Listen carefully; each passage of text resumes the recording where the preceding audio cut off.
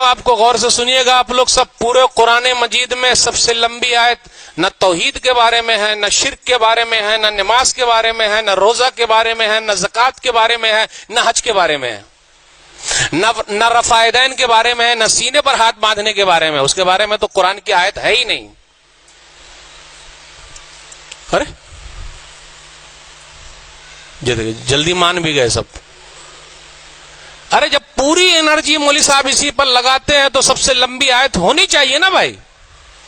پورے قرآن مجید میں سب سے لمبی آیت کون سی ہے؟ ارے میری اردو بہت ہارڈ ہو گئی مولوی صاحب، نہیں سمجھ میں آ رہی بات۔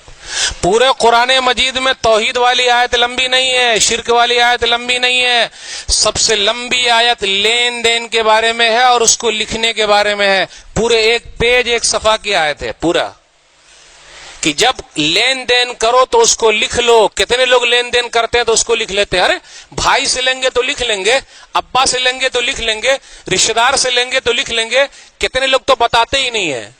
تو جب مر جائیں گے تو کیسے جنازے کی نماز ہو سکتی کیا؟ پورے قرآن مجید میں سب سے لمبی آیت ہے لکھنے کے بارے میں۔ جب لین دین کرو، قرضہ لو یا دو، اس کو لکھ لیا کرو، گواہ بھی رکھو۔ نہیں کرتے ہم اور آپ اس آیت پر عمل نہیں کرتے تو آگے چل کے جھگڑا ہو جاتا ہے، کیس ہو جاتا ہے، کہیں چل کے مرڈر ہو جاتا ہے، رشتہ داری ختم ہو جاتی ہے، دشمنی بڑھ جاتی ہے، سب ختم۔ قرآن مجید کی سب سے لمبی آیت ہے لکھ لو، ہم اور آپ لکھتے نہیں۔ ارے دوستی میں لکھیں گے، بھائی چارے میں لکھیں گے، بھیا سے پیسہ مانگا، چپکے سے لوگ مانگتے، ماموں سے مانگا، بھانجے سے مانگا، پیسہ دینا۔ ارے بھائی مانگیے تو ساتھ میں کسی کو رکھ کے مانگیے۔ کیوں؟ اگر آپ اللہ نہ کرے دنیا سے چلے جائیں، پتا تو رہے کہ بھائی ان کے اوپر قرضہ ہے، کوئی ادا کرنے کے لیے کھڑا تو ہو جائے گا۔ ہم اور آپ عمل نہیں کرتے۔ میرے بھائیو، قرضے کا مسئلہ ہو، لین دین کا مسئلہ ہو، اس کو لکھ لیجئے۔ کیوں؟ جنازے کی نماز ہو سکتی کیا؟ آئیے سن لیتے ہیں حدیث۔ کیسی حدیث ہے؟ صحیح بخاری کتاب الکفالہ، کتاب نمبر 39، حدیث نمبر 2295۔ بہت ناراض ہے آج ہم سے، دیکھیے تو حدیث نمبر 2295۔ سلمہ بن اکوع رضی اللہ تعالیٰ عنہ کہتے ہیں کہ ایک جنازہ لایا گیا، غور سے سنیے گا۔ نبی صلی اللہ علیہ وسلم نے فرمایا حل علیہ من دین، یہ نہیں پوچھا یہ جنازہ نمازی ہے، روزے دار ہے، حاجی ہے، زکاتی ہے، توحیدی ہے، نہ۔ نبی صلی اللہ علیہ وسلم نے جنازے کے بارے میں پوچھا، مردے کے بارے میں پوچھا، اس کے اوپر قرضہ ہے کیا؟ تو بولے قرضہ نہیں ہے۔ تو نبی صلی اللہ علیہ وسلم نے نماز پڑھ لیا، جنازے کی نماز پڑھا دی۔ ایک دوسرا جنازہ اور آیا، پوچھا حل علیہ من دین، کیا اس کے اوپر قرضہ ہے؟ تو کچھ لوگوں نے کہا کہ ہاں اس کے اوپر قرضہ ہے۔ اس حدیث سے یہ پتا چلا جب ہم اور آپ قرضے کا لین دین کریں تو ایک آدمی کو، دو آدمی کو گواہ بنا کے لکھ لیں، تاکہ وہ مرنے کے وقت گواہی دے کہ ہاں ان کے اوپر قرضہ ہے۔ تو کہا لوگوں نے کہ ہاں نبی صلی اللہ علیہ وسلم ان کے اوپر قرضہ ہے۔ تو نبی صلی اللہ علیہ وسلم نے فرمایا صلو علی صاحبکم، جاؤ تم لوگ اپنے بھائی کے اوپر نماز پڑھ لو، جنازے کی نماز پڑھ لو، میں نماز نہیں پڑھاتا،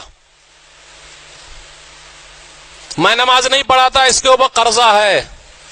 آج کل ہم اور آپ قرضہ لے رہے ہیں، کس کے لیے لے رہے ہیں؟ بٹوا کے لیے لے رہے ہیں، بہترین گھر بنانے کے لیے لے رہے ہیں۔ آئیے ایک اہم معاملہ سمجھا دوں، آئیے ایک اہم معاملہ سمجھا دوں، کتابوں کے ذریعے، واقعات کے ذریعے۔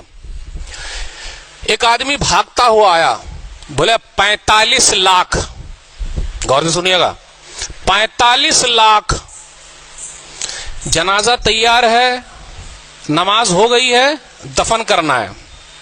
بولے 45 لاکھ، غور سے سنیے گا ذرا، 45 لاکھ۔ ایک بیٹا کھڑا ہوا، میں تو نہیں دے سکتا، میرے پاس کہاں ہے؟ دوسرا بیٹا کھڑا ہوا، میں تو نہیں دے سکتا، میرے پاس کہاں ہے؟ تیسرا بیٹا کھڑا ہوا، میں تو نہیں دے سکتا، میرے پاس کہاں ہے؟ بیٹی کو پتا چلا، ہم اور آپ بیٹی کے بارے میں کیا کہتے ہیں؟ یہ موٹا مال نہیں ہے، بیٹی ہی کام آتی ہے، یاد رکھیے گا غور سے، بیٹی کام آتی۔ بیٹی کو پتا چلا کہ بابا کی لاش کو ایک آدمی دفن نہیں ہونے دے رہا ہے، بولے نہیں، تو وہ بھاگتی ہوئی آئی اور 15 لاکھ کا زیور لے کے آ گئی. 15 لاکھ کا زیور لے کر آئی اور کہا اس آدمی سے کہ یہ 15 لاکھ کا زیور رکھ لیجئے, 15 لاکھ کا زیور رکھ لیجئے, اس کے بعد جتنا پیسہ باقی ہے 45 لاکھ میں پورا دے دوں گی, آپ رکھ لیجئے اور میرے ابا کو دفن ہونے دیجئے. غور سے سنیے گا اس کے بعد کیا ہوا. وہ آدمی پلٹی کھایا, بولے بھائیو سنو, 45 لاکھ لینا نہیں بلکہ میں 45 لاکھ اس مردے کو دینا چاہتا ہوں, میرے ذمہ ہے, میں اس کو دوں گا, لیکن میں دوں گا تو کس کو دوں گا. تینوں بیٹوں کی حالت کیا ہوئی ہوگی, تینوں بیٹوں کی حالت کیا ہوئی ہوگی. میں سمجھ گیا یہ آدمی دنیا سے جا رہا ہے, اس کا وارث ایک ہی ہے, وہ ہے اس کی بیٹی. میں اب 45 لاکھ اس بیٹی کو دینے والا ہوں.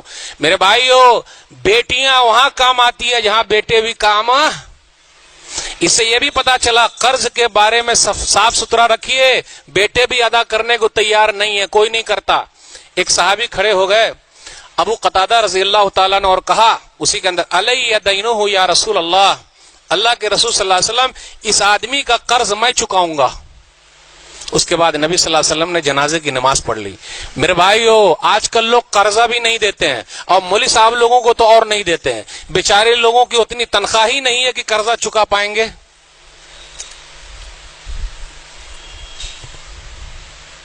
ہلائیے نا ہاتھ, ہاتھ ہلائیے, منہ ہلائیے, کہاں سے چکائیں گے بولیے. قرضہ کن کو ملتا ہے؟ جن کے پاس پیسہ ہو. پیسے والے کو لوگ قرضہ دیتے ہیں, جن کے پاس ہی نہیں ان کو کون دیتا. سودی کاروبار چل رہا ہے, کھا رہے ہیں, لیکن قرضہ والا نہیں. میرے بھائیو, جب اگر واقعی کسی کو ہم نے اور آپ نے دیا, وہ بیچارہ ادا نہیں کر سکتا, تو کچھ دنوں کی مہلت دیجئے. کتنے لوگ مہلت نہیں دیتے, اور بینکوں کا کچھ لوگوں نے لے